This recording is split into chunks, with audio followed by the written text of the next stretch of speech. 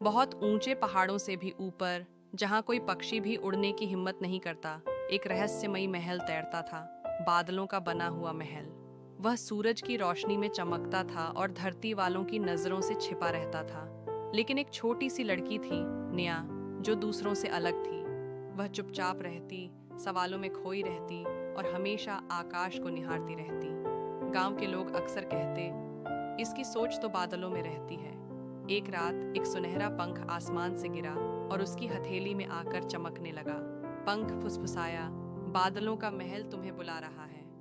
निया ने बिना एक पल गंवाए पंख की रोशनी का पीछा किया, जो उसे तारों की एक गुप्त सीढ़ी की ओर ले गई। वो चुपचाप ऊपर चढ़ती गई, जब तक कि हवा नरम न हो गई और आकाश चांदी जैसा न लगने लगा।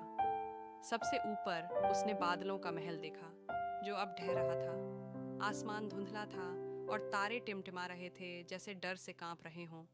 महल के रक्षक, छोटे छोटे रोशनी से चमकते प्राणी, एक भयंकर अंधेरे तूफान की वजह से क्रिस्टल के पिंजड़ों में कैद थे।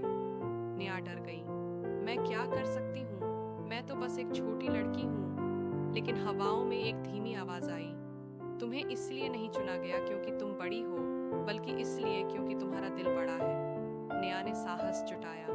सुनहरा पंख उसकी हथेली में बदल गया और रोशनी की तलवार में। जब उसने पहला कदम बढ़ाया, बादलों के नीचे उजाला फैलने लगा। अंधेरे का तूफान उसकी ओर बढ़ा। डराने की कोशिश की, पर निया डटी रही। उसने तलवार आकाश की ओर उठाई और कहा, तुम इनकी रोशनी नहीं छीन सकते। एक सुनहरी ऊर्जा उसकी छाती से निकली और अंधेरे को टुकड़ों में बिखेर दिया। पिंजड़े टूट गए, रक्षक आजाद हो गए और बादल फिर से चमक उठे। महल अब रोशनी से भरा हुआ था और निया को आकाश की रक्षक का नाम मिला। हर रात वे छोटे रक्षक निया की मुस्कान जैसे